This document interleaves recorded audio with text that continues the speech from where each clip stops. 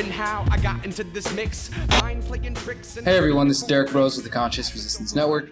Today we're going to talk about civil war. But first, I want to remind you guys to bookmark theconsciousresistance.com to check out all of our latest content. Of course, you can download my books, you can see our videos, you can check out music. We have conscious music here. Buy some shirts, see when my newest talks are coming up, or just peruse the content. Either way, thank you guys so much for the support. You cannot rely on social media to find us, so please do bookmark our website. Now let's get into this. Over the past couple of months, we've been in a state where there are a number of people saying that we are about to be in civil war, that we're already in a civil war. This video right here is from Tim Pool, journalist Tim Pool, about 2 weeks ago. We are in a cold civil war and it's getting worse. And AMTV, who I don't like, and I would say about Tim Pool, he's more progressive left-leaning, but not regressive left social justice warrior kind of crazy guy. He's left-leaning, but he also says that he thinks we're in a cold civil war, which is basically the idea that this is the early part. There's no physical violence taking place yet. There's sporadic violence. There's sporadic incidents of violence, but there's no specific conflict taking place. Then you've got AMTV, who I really don't like and I think is sensationalist. America is reaching a tipping point and ideological civil war has begun. Then we got InfoWars back in the summer, and since then, Democrats plan to launch civil war on July 4th. I mean, come on, how much more credible than that can you get? Let's go to Ammo Land, the United States on the cusp of a modern-day civil war with this lovely lady here. San Francisco Chronicle, is the United States on the verge of a civil war? Washington Times, are we on the verge of civil war? What is this one? Tampa Bay column, The American Civil War, Part 2 by Thomas Friedman. Then, we can go on, and a lot of this, I want to say, is related to this, to Kavanaugh and to the Supreme Court nomination. And I haven't done any issues about that. I'm not going to get into it.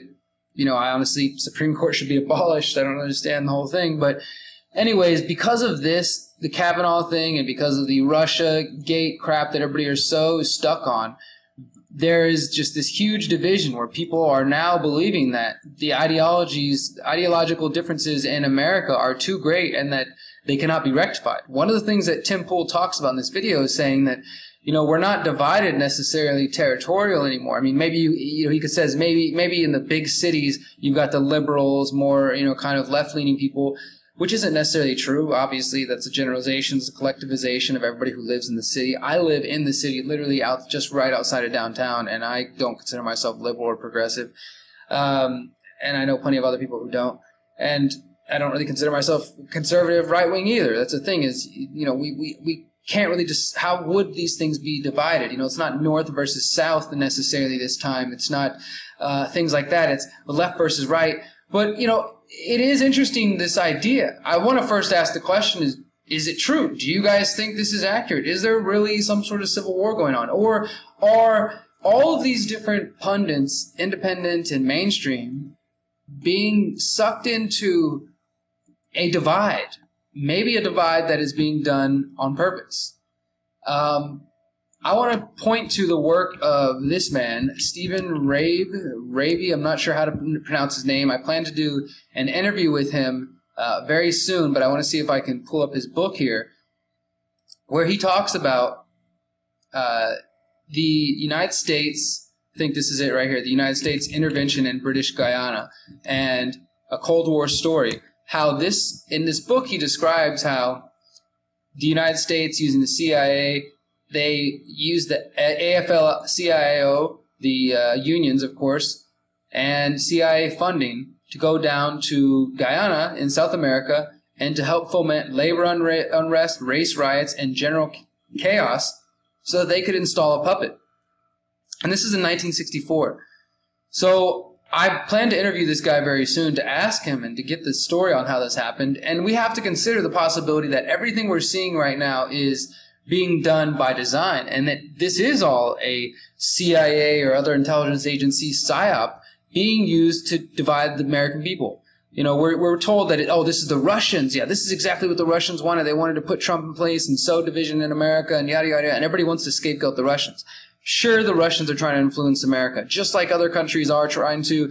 I'm more worried about Chinese and Israeli and Saudi influence, but the U.S. is also doing the same thing. So, I mean, that's not really an answer.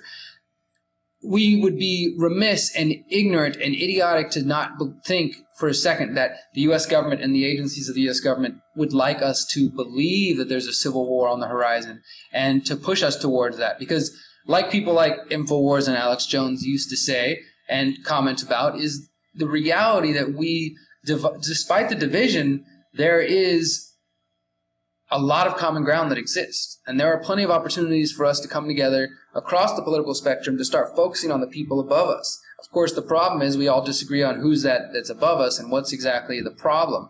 They put all these different competing ideologies and identity politics and just different ways for us to be upset and offended every single week, and a different water cooler topic to argue about or fight over, and it keeps people divided and distracted. I believe this is all being done by design.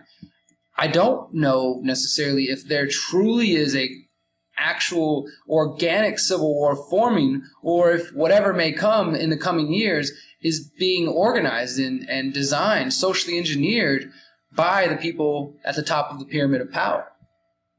But I do believe it is highly possible. This is one of the reasons I've discussed getting out of the United States and maybe just for a period of time staying out and seeing how things go.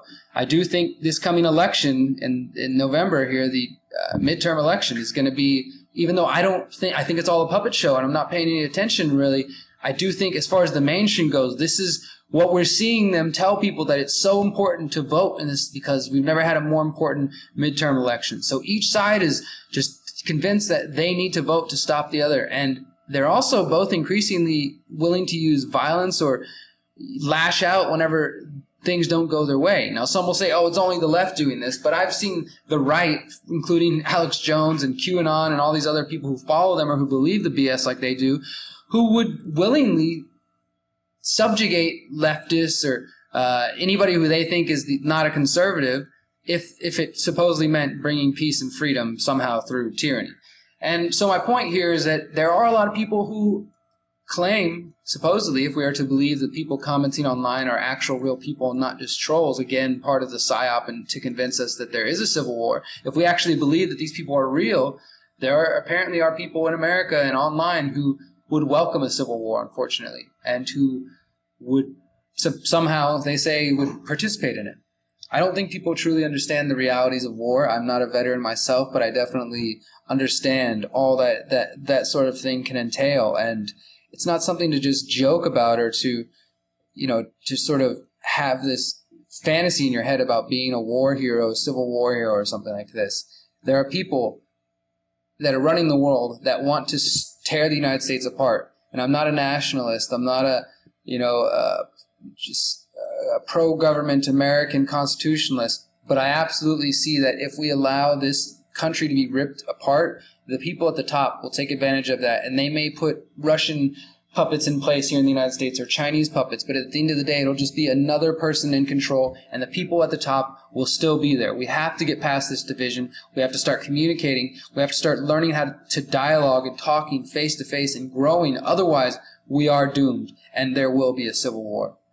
One other thing, Tim Pool says that even though he's no prepper, he bought food recently, kind of emergency supplies, and I think that's a smart idea, no matter what your situation is. And that's something I've talked about with Freedom Cells and in other videos. Just being prepared for any type of emergency, whether emergency or for anything, is a good idea. Having some sort of bug out plan or hunker down plan or just whatever it may be, you guys decide what's good for you and your family. But what do you think? Are we headed for a civil war? Are we already in a cold civil war? Or is this all a bunch of BS? And yeah, thank you. I appreciate your time, appreciate you listening. Please subscribe, follow, like, share, all that good stuff. Remember, you are powerful, you are beautiful, you are free. Peace.